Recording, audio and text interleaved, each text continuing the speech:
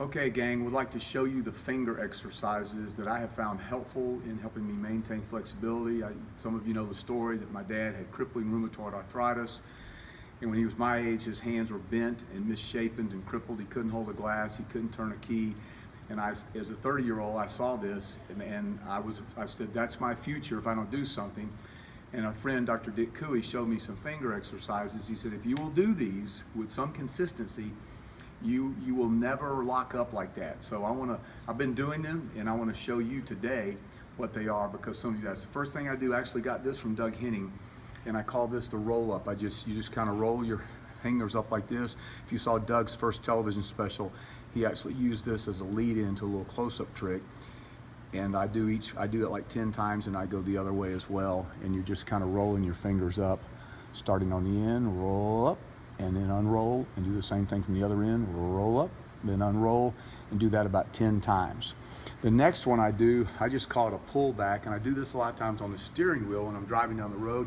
You can do it if you're sitting in a meeting and do it on the edge of a table, but you pull back the finger, hold the finger up straight, and pull back till you feel it. You'll feel it right in here, and hold that for 15 seconds. Do each finger for 15 seconds. Of course, do it on each hand. And I do actually 3 sets of those, and that's called the pullback. Then the next one I got from my assistant Alicia Kodheimer Edmiston, who is an occupational therapist, and she taught me this one. It's called tendon gliding. This one's actually in the book, but here's what it looks like. And this moves the tendons of your fingers through all of their rotations. So you start here, that's 1, then 2 is down like this, 3 is straight out, that's called tabletop, 4 is down, and then 5 is a fist. The difference between 4 and 5 is this.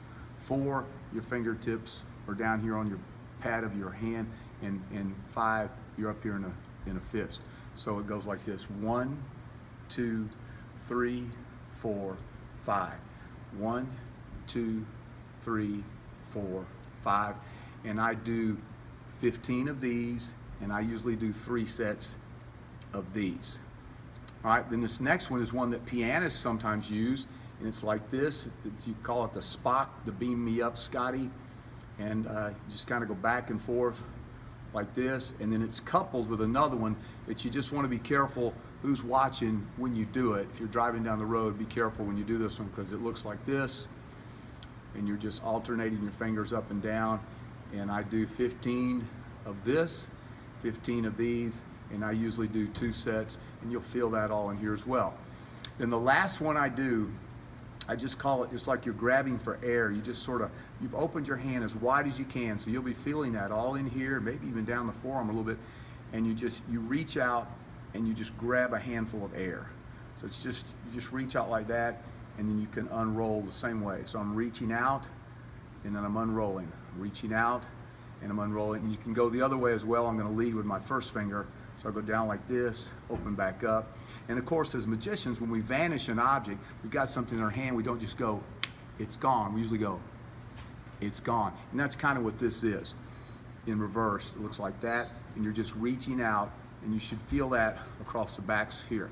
So I have found those very helpful. If you will do those with some degree of consistency, I think you'll be able to maintain the flexibility that will help you do the magic.